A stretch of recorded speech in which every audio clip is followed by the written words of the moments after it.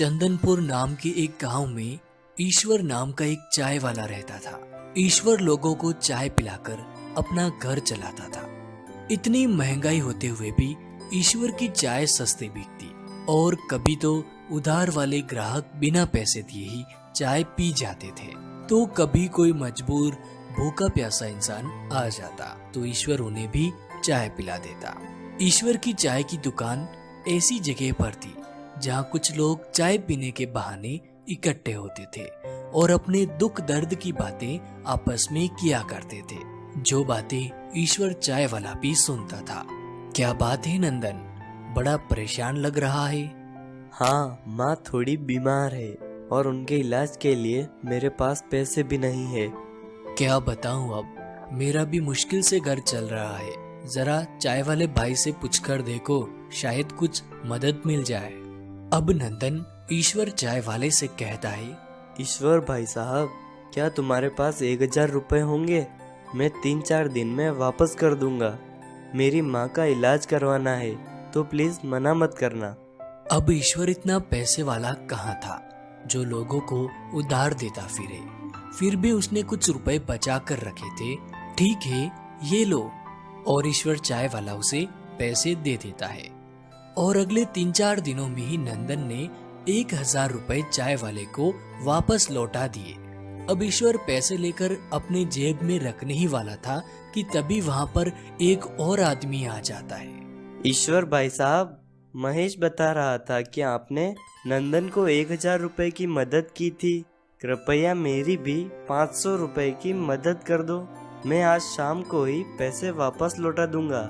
अब ईश्वर ने उसे परेशानी में समझा देख 500 रुपए दे दिए और उस आदमी ने उसी दिन शाम को सच में 500 रुपए वापस लौटा दिए। धन्यवाद ईश्वर भाई साहब। अच्छा, मैं चलता हूँ। अब थोड़ी ही देर में एक वृद्ध आदमी ईश्वर की दुकान पर आता है।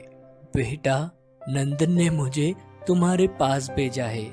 मुझे मेरी दवाइयों के लिए 1200 रुपए की आवश्यकता है। जैसे ही मेरा बेटा मुझे पैसे भेजता है, मैं तुरंत तुम्हें वापस कर दूंगा। चाचा जी, मैंने तो नंदन की यूं ही मदद कर दी थी। मेरे पास इतने पैसे कहाँ होते हैं। बेटा, ऐसा ना कहो, मुझे दवाइयों की सख्त जरूरत है। तुम मना मत करो। आप मेरे पिता समान हैं, इसलिए ये लीजिए 1200 रुपए। इन्हें आप रखिए और दवाइयाँ ले लेना। अब उस वृद्ध व्यक्ति ने पैसे लिए और चला गया। ईश्वर को अब थोड़ा डर भी था कि कहीं उसके पैसे डूब ना जाए, मगर अगले 4-5 दिनों में ही वह वृद्ध व्यक्ति आता है और ईश्वर को 500-500 रुपए के 3 नोट देता है।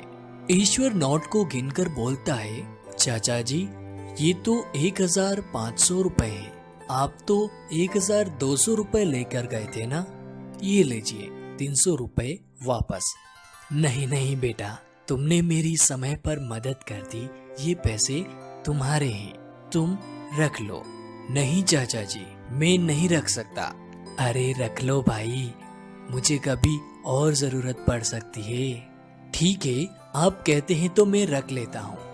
अब धीरे धीरे लोगों को पता चलता गया कि ईश्वर चाय वाला पैसे देकर लोगों की मदद करता है, तो जिनको पैसों की जरूरत होती वो ईश्वर से पैसे उधार मांगने चले आते।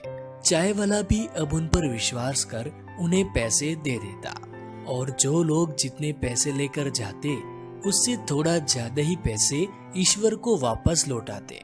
ईश्वर भी उन्हें तोहफा समझकर वो पैसे रख लेता। धीरे धीरे वो एक्स्ट्रा पैसे ब्याज में बदलने लगे। लोग ईश्वर से उधार लिए पैसों पर ब्याज देने लगे और इस तरह समय की गाड़ी चलती रही और ईश्वर पर स्वयं ईश्वर की कृपा होने लगी।